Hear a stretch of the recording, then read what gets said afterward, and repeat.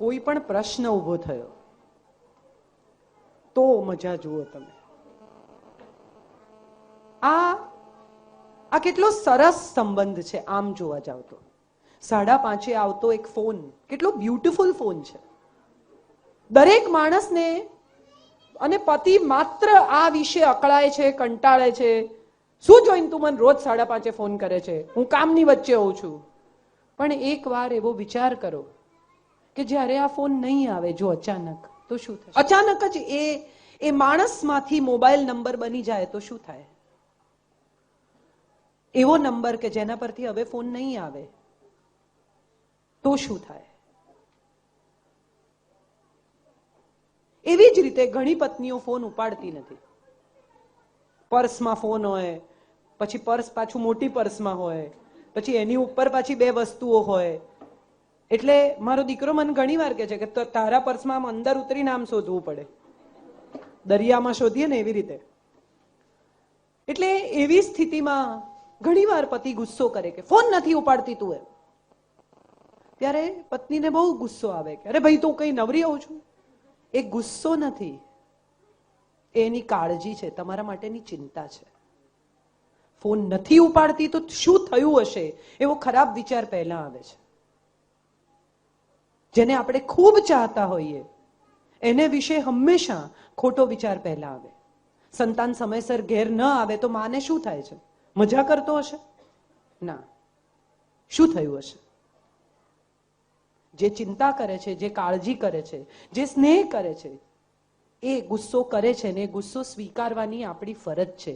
કારણ કે ગુસ્સો પ્રેમમાંથી જન્મ્યો છે. પણ એવું થતું નથી. એ સમજદારીના લેવલ પર આવતા આવતા આવતા આવતા જિંદગીના એટલા વર્ષો વીતી જાય છે. અને જ્યારે સમજાય છે કે આ સ્નેહ હતો, આ જરૂરિયાત છે, આ સંબંધનું મહત્વ કેટલું છે, આ કેટલો સરસ સંબંધ છે, કેટલો જરૂરી સંબંધ છે, ત્યારે તો જવાનો ટાઈમ થઈ જાય છે. અમારા અંકિતભાઈ બહુ સરસ કહે છે કે પતિ ને મોબાઈલમાં એક સિમિલારિટી છે, એક સરખી વસ્તુ છે પતિ અને મોબાઈલમાં. શું? તો કે બે બરાબર આવડી જાય ને એટલે નવું મોડેલ બજારમાં આવે. તમે નવો ફોન લાવો અને એનો ઉપયોગ કરતા શીખો, હજી એમાં કેવી રીતે એન્ટર થવાનું, ગેજેટ કેવી રીતે વાપરવાનું, નંબર કેવી રીતે સ્ટોર કરવાના, એ બધું બરાબર આવડી જાય એટલે એક નવું મોડેલ એ લોકો જ લોન્ચ કરે. એટલે ફરી નવું લાવો, નવું શીખો. જિંદગીમાં આવું નથી થતું, શક્ય નથી. અગત્યનું એ છે કે આપણે જ્યાં છીએ, જેમ છીએ, જે કરી રહ્યા છીએ એનું આપણે કદી મૂલ્ય કર્યું જ નથી. આ દુનિયાની એવી 2% સ્ત્રીઓમાં ગુજરાતી સ્ત્રીઓ આવે છે કે જેણે કમાવું નથી પડતું. મને આખી જિંદગી નોકરી નથી કરવા દીધી એવી ફરિયાદ જ્યારે પત્ની કરતી હોય છે ત્યારે એને ખબર જ નથી કે ટ્રેનમાં બેસીને નોકરી કરવા જવું, તાપમાં આવવું જવું, પ્રેગ્નન્સીના દિવસોમાં ટ્રેનમાં ચડવું ઉતરવું કેટલું અઘરું છે. એને એ તકલીફમાંથી બચાવવા માટે, એને એ સમસ્યાઓમાં ન દાખલ થવું પડે અને શાંતિથી ઘરે રહી શકે માટે નોકરી નથી કરવા દીધી.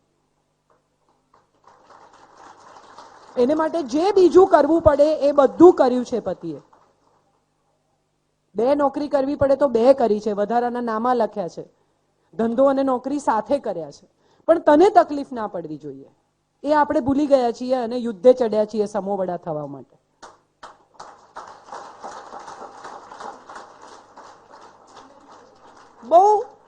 બહુ સમજવું એટલા માટે જોઈએ હવે કે હવે એક એવો સમય આવી રહ્યો છે કે જ્યારે લગ્નો તૂટી રહ્યા છે. મને બહુ શ્રદ્ધા છે આ સંસ્થામાં, બહુ વિશ્વાસ છે મને.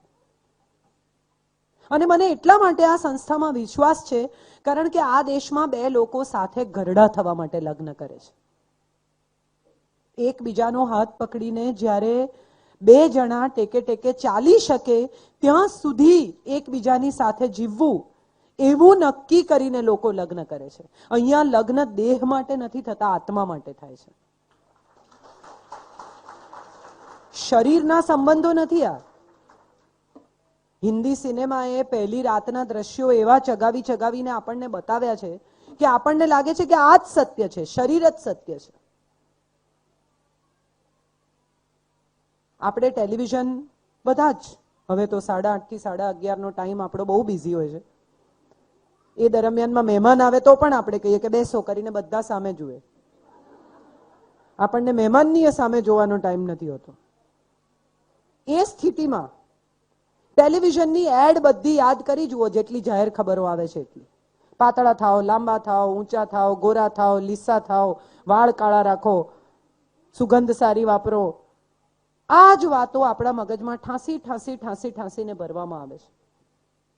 શરીર સારું હશે તો બધું સારું, રૂપાળા દેખાવ, યુવાન દેખાવ તો બધું બરાબર ચાલશે. આ દેશને ક્યારેય શરીર સાથે કોઈ સંબંધ જ નહોતો. આપણે કેટલી રીઇન્કાર્નેશનની વાર્તાઓ વાંચી છે. બીજા જન્મ સુધી, 7 જન્મ સુધીના બંધનો આપણે માનીએ છીએ. અને 7 જન્મના બંધન જે આપણે માનીએ છીએ એ શરીરના છે? નથી. તો કઈ વાતે આ ઝઘડો છે? સુંદર નથી પત્ની રહી, તેમ છતાં આપણે એવા પતિઓને જોયા છે કે જે એટલો જ પ્રેમ કરે છે જેટલો પહેલા કરતા હતા. સ્ત્રી હોવાનો સૌથી મોટો ગુણ એ છે કે આપણે ઉદાર હાથે આપી શકીએ. અન્નપૂર્ણા, આવું પુરુષ માટે અન્નપૂર્ણ એવો કોઈ શબ્દ નથી. અન્નપૂર્ણા શબ્દ છે આપણી પાસે ડિક્શનરીમાં. સિદ્ધાર્થ રાંદેરિયા મારો મિત્ર છે, એક્ટર. એ કાયમ મારી સાથે મજાક કરે તો મને એમ કહે કે મૂર્ખ સ્ત્રી, મૂર્ખ સ્ત્રી. એટલે એક દિવસ મેં એને કહ્યું કે મૂર્ખ પુરુષ, એટલે મને કે એવો ડિક્શનરીમાં શબ્દ જ નથી. સેન્સ ઓફ હ્યુમર જુઓ તમે કે આવો ક્યાંથી શબ્દ શોધી આવી? આવો કોઈ શબ્દ છે જ નહીં. એવો અન્નપૂર્ણા શબ્દ છે. મમતા, માયા, દયા, કરુણા, આ બધા જ શબ્દો સ્ત્રીવાચક છે. કેમ છે? અને ક્યારેય પણ જે નમે છે, એ ગરીબ છે, બિચારું છે, બાપડું છે, અરે રે મારા ઉપર બધા ચડી બેઠા ને મને ત્રાસ વર્તાવી દીધો, આવું બધું વિચારવાને બદલે ખરેખર અગત્યનું એ છે કે જેનામાં ફળ આવે છે એ ઝૂકે છે. આંબો ઊંચો નથી થતો, આંબો નીચો નમે છે. નીચેની ડાળીઓ પર ચીકુ લાગે છે, ઊંચી ઊંચી ડાળીઓ પર નથી લાગતા. બોરડીમાં બોર આવે તો બોરડી ઓર ઝૂકી જાય. પૃથ્વી પોતાની ધરી પર ફરે છે અને સૂર્યની આસપાસ ફરે છે. ઝૂકેલી છે સૂર્ય તરફ, નમેલી, અને છતાંય આટલા લોકોનો બોજ ઉપાડીને ફરે છે. સૂર્ય પર જીવન સંભવ નથી, પૃથ્વી પર જ છે. ગમે એટલો તેજસ્વી હોય સૂર્ય, એના પર જઈ જુએ કોઈ, શક્ય જ નથી ત્યાં સુધી પહોંચવું. પૃથ્વી ઉપર જીવી શકાય છે, અહીં ખોરાક છે, અહીં પાણી છે, અહીં હવા છે, અહીં જીવન છે, અને છતાંય પૃથ્વી તો ઝૂકેલી છે, સૂર્ય ઝૂકતો નથી. ઝૂકેલી પૃથ્વી જો આટલા લોકોનો બોજ ઉપાડી શકતી હોય તો સ્ત્રી કેમ સહેજ નમીને પોતાની જવાબદારીઓ પૂરી ન કરી શકે? આપણે બધા જ ઘણી વાર કહીએ છીએ ઘણા પુરુષો વિશે કે ભાઈ સાહેબ રહેવા દો. જો આપણને સ્ત્રી જેવો પુરુષ નથી ગમતો તો આપણને પુરુષ જેવી સ્ત્રી ગમશે કોઈ દિવસ?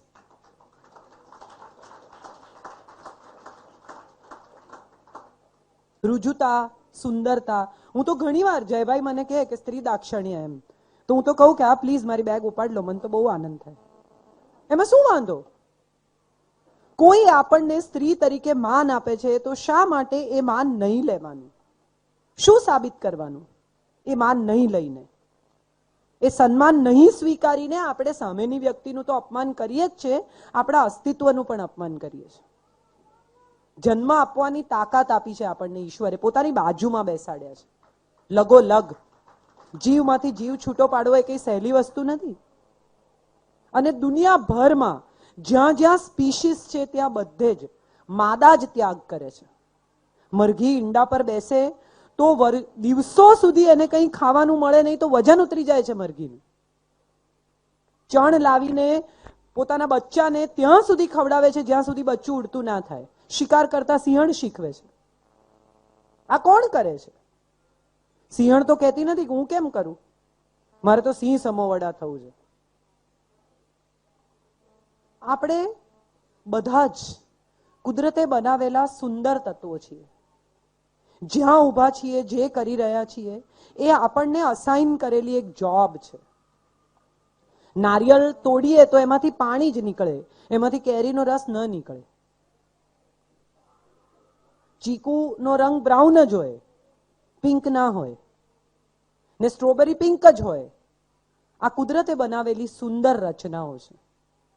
આપણે બધા આજકાલ પિંક ચીકુ ને બ્રાઉન સ્ટ્રોબેરી બનાવવા બેઠા છીએ. લાલ કોબી, પીળા કેપ્સિકમ, લાલ કેપ્સિકમ, એવી રીતે હવે પુરુષ સમોવડી સ્ત્રી, એક નવી સ્પીશીઝને આપણે શોધવા નીકળ્યા છીએ. બહુ સુંદર કથા છે મહાભારતની, ભંગસ્વન રાજાની. એને કુબેર શાપ આપે છે અને ભંગસ્વન રાજા સ્ત્રી બની જાય છે. એને 100 પુત્રો થાય છે અને 100 પુત્રો થયા પછી ફરી કુબેર આવે છે અને એને પૂછે છે કે તારે હવે પુરુષ બનવું છે, તારો શાપ પૂરો થયો છે. અને ત્યારે ભંગસ્વન કહે છે કે ના, મારે પુરુષ નથી બનવું. જન્મ આપવાનું સુખ માણીને મને સમજાયું છે કે સ્ત્રી હંમેશા પુરુષથી ઉપર રહેશે. મારે હવે ફરી પુરુષ નથી થવું. હું તો ઈચ્છું છું કે મને જેટલા જન્મો આપો એટલા સ્ત્રીના જન્મ આપજો.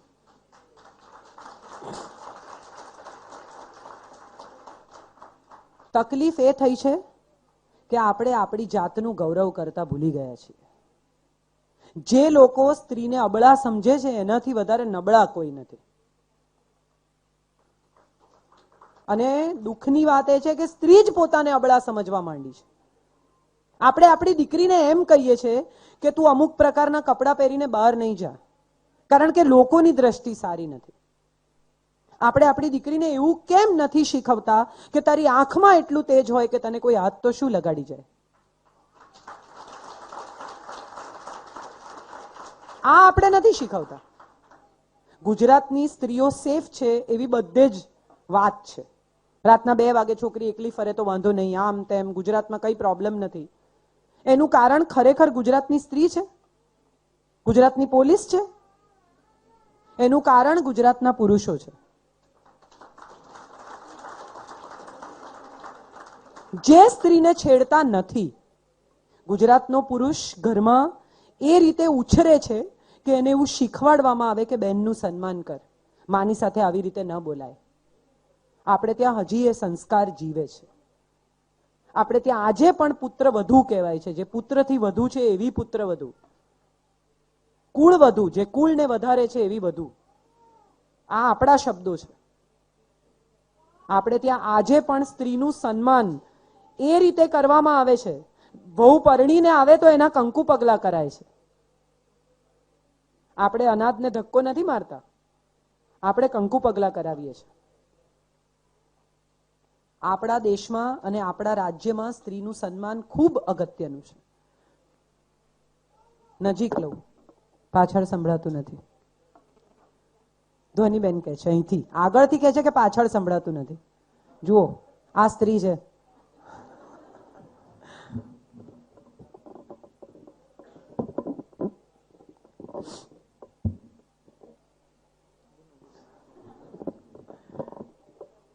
Thank you. હું પકડી રાખું તો વધારે સારું થશે. એવું કરીએ, જયભાઈ પકડીને બોલજો, મારી તો અડધી વાત એ લોકોએ નથી સાંભળી. હેલો, હવે ઓકે. હું તો અડધો કલાકથી તમારા લોકોના પક્ષમાં દલીલો કરતી હતી, તમે સાંભળી જ નહીં ને? બોલો, આવું છે. આટલી મહેનત તમારા સુધી પહોંચી જ નહીં. મહત્વની વાત જે આપણે કરવાની છે એ છે કે કુદરતે બહુ સુંદર તત્વોનું નિર્માણ કર્યું છે અને જે બન્યું છે એ ઉત્તમ જ બન્યું છે. સમજી વિચારીને દરેક વસ્તુનું આ જગતમાં નિર્માણ થયું છે. ફૂડ ચેઝર અને ફૂડ મેકર, આવા 2 વિભાગો આદિમ કાળથી પાડવામાં આવ્યા છે. એક શિકાર કરીને લાવે અને બીજા રાંધીને ખવડાવે. આ સૌથી પહેલી ખેતી સ્ત્રીએ શોધી. એણે દાણા ફેંક્યા અને ઉગી નીકળ્યા તો એને સમજાયું કે આ ખેતી થાય છે, અનાજ રાંધી શકાય છે. અગ્નિની શોધ સ્ત્રીએ કરી. આ પરિસ્થિતિમાં જ્યારે અને સતત પોતાના કુટુંબ માટે જેમ સ્ત્રી વિચારે છે એમ પુરુષ પણ વિચારે છે. પોતાના બાળકના ભવિષ્ય માટે, પોતાની પત્નીની સેફટી માટે બચત કરવી, આ બધું જ જ્યારે સમભોગ અથવા સમભાગે ચાલે છે ત્યારે એક કુટુંબ સુખથી જીવી શકે છે. 51-49 પણ ભાગ નથી હોતા આમાં. આપણે ઘણીવાર નથી કહેતા કે 2 હાથ વગર તાળી નથી પડતી. આ વાત આપણે ખરાબ વસ્તુ માટે જ કેમ વાપરીએ છીએ? આ વાત આપણે સુખ માટે કેમ નથી વાપરતા? સુખની પણ 2 જણની જવાબદારી છે. સુખ ભોગવવાનો અધિકાર પણ બંને જણનો છે. આ વાત આપણે કદાચ ધીરે ધીરે ભૂલતા ગયા છીએ. સુકન્યાની કથા બધાને ખબર છે. એને ઘરડા પતિ સાથે પરણાવી દેવામાં આવી અને સુકન્યાએ જે દવા શોધી એનું નામ ચ્યવનપ્રાશ. એને પોતાના પતિને નવજીવન આપ્યું.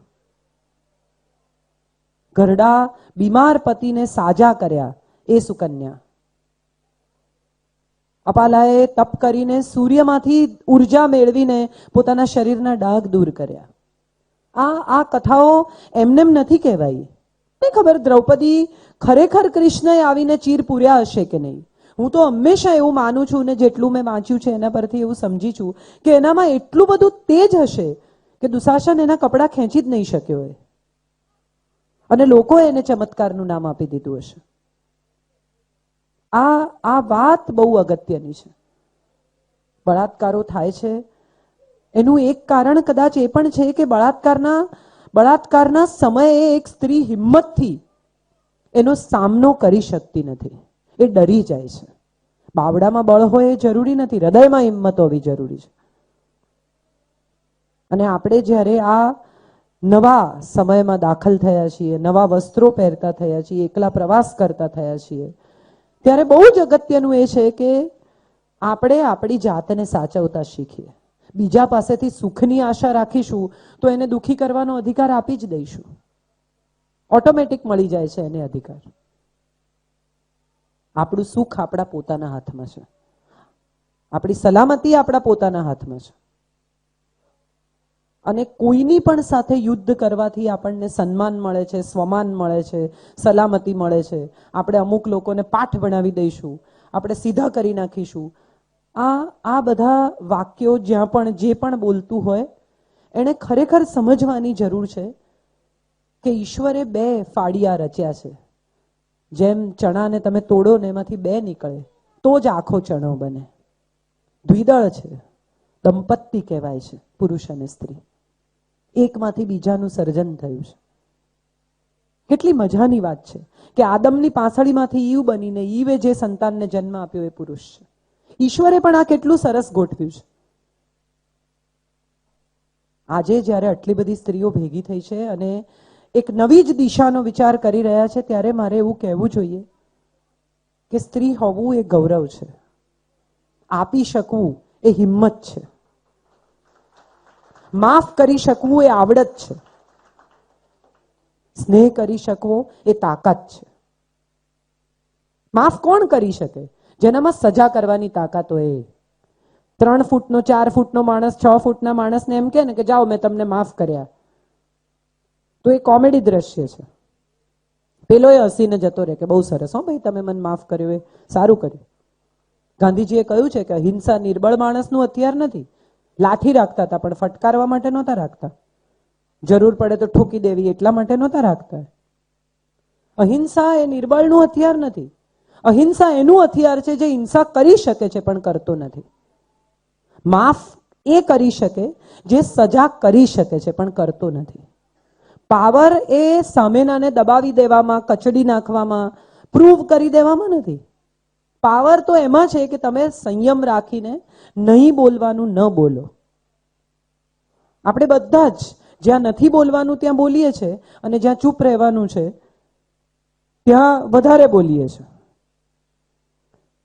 જ્યાં ખરેખર બોલવાની જરૂરિયાત ઊભી થાય છે ત્યારે બધા ચૂપ થઈ જાય છે.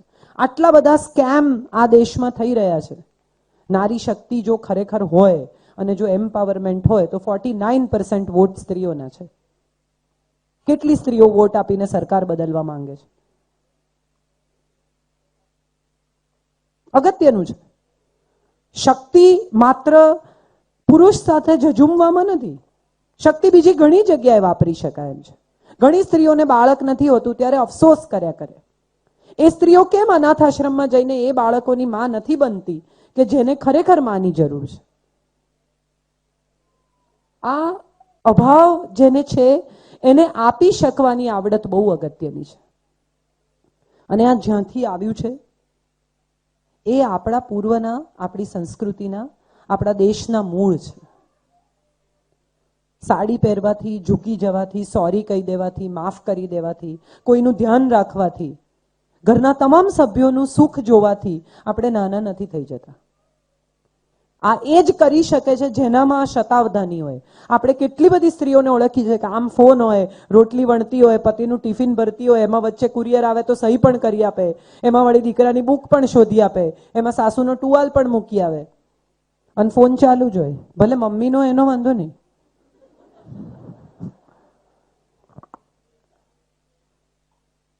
એક પુરુષ ફોન પર વાત કરતો હોય, કુરિયર આવે ને તો એ ફોન પર પૂછે કે સહી ક્યાં કરવું એમ? હે ના, તમને નહીં. બે કામ પણ ભેગા નથી થતા.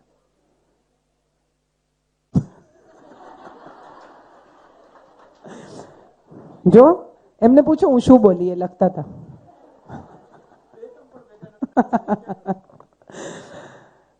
ટૂંકમાં અગત્યની વાત એ છે કે આપણે બધા જ એકબીજા સાથે સહકારથી, સ્નેહથી જીવવા સર્જાયા છીએ. કોઈ એમ્પાવરમેન્ટ એવું નથી શીખવતું કે બીજાને કચડી નાખો. કોઈ એમ્પાવરમેન્ટ એવું નથી શીખવતું કે બીજા નકામા છે ને આપણે જ કામના છીએ. કોઈ એમ્પાવરમેન્ટ, કોઈ શક્તિ એવું નથી શીખવતી કે સામેની વ્યક્તિનો નકારાત્મક રીતે એને હેરાન કરીને, એને દબાવી દઈને એની સાથે યુદ્ધ કરીને જીતો. જીત તો એ છે કે સામેનો માણસ તમને સ્નેહથી, તમને વાલથી ચાહે. આ દુનિયાના તમામ કામો સમજદારીથી થાય છે, સ્નેહથી થાય છે, આદરથી થાય છે. બાકી જો બાંધી શકાતા હોય અને માણસ આપણા થઈ જતા હોય તો તમામ પત્નીઓ લગ્નની સાથે જ કરિયાવરમાં એક દોરડું લેતી આવે. પહેલા જ દિવસથી કામ એ કરો કે બાંધી દો. માણસ લાગણીથી આપણો થઈને રહે એમાં મજા છે. અસલામતી કઈ વાતની છે? કોઈ બીજાને ચાહશે એની? ફોન કેમ ચેક કરવા પડે? તપાસ કેમ કરવી પડે? કોઈ બીજા સાથે વાત કરે તો આજ સુધી મોબાઈલમાંથી કોઈ કૂદી પડ્યું એવું મેં નથી જોયું. કઈ અસલામતી આપણને પીડે છે? હું આજે સવારે જ કહીને આવી છું કે જો એવો ભય હોય કે કોઈ બીજાને ચાહશે, આપણને જો એવો ભય હોય કે કોઈ બીજી એને ગમી જશે, તો હું તો સાચા હૃદયથી ઈચ્છું કે એમને એમ કહેવાનું કે જાઓ બજારમાં ભાવ પૂછી આવો. કોઈ આટલો પ્રેમ કરે, કોઈ આટલું ધ્યાન રાખે, કોઈ આટલું સાચવે, કોઈ આટલા નખરા ઉઠાવે તો ત્યાં જ રહેજો. એટલી તાકાત આપણામાં કેમ નથી કે આપણે જે આપ્યું છે એ કોઈ નહીં આપે? આપણે જેટલો પ્રેમ કર્યો છે એટલો કોઈ નહીં કરે. જેટલા આપણે સાચવ્યા છે એટલા કોઈ નહીં સાચવે. સુંદર, બુદ્ધિશાળી, નેલ પોલિશ કરેલી, હાઈ હીલ પહેરેલી સ્ત્રીઓ કોફી ટેબલની સામે જ સારી લાગે છે. ગરમ રોટલી તો ઘરના ડાઇનિંગ ટેબલ પર જ મળે. અને આ તાકાત સ્ત્રીની તાકાત છે. આ તાકાત સ્ત્રીની તાકાત છે. આને શક્તિ બનાવવાની છે. દલીલોને શક્તિ નથી બનાવવાની. કકળાટને શક્તિ નથી બનાવવાની. એ શક્તિ છે જ નહીં, એ નેગેટિવિટી છે.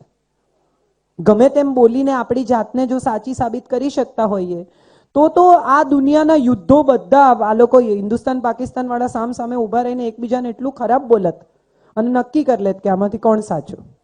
પણ એવું થતું નથી. એક છેલ્લી સરસ જોક મને બહુ ગમે છે, કહી દઉં કે એક પતિ પત્ની રાત્રે ખૂબ ઝઘડતા હતા. પછી 1:30 વાગ્યો રાત્રે, એટલે પત્નીએ બગાસું ખાધું. હવે તમારે જીતવું છે કે આપણે સૂઈ જઈએ?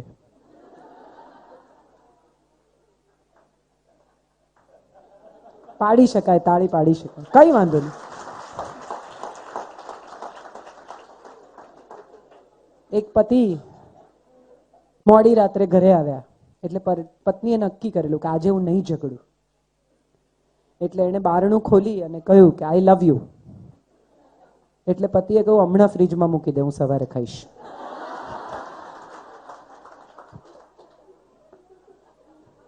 જિંદગી આટલી જ સરળ છે, આટલી જ સહજ છે, આટલી જ સુંદર છે. બસ કન્ડિશન સપ્લાય. Thank you.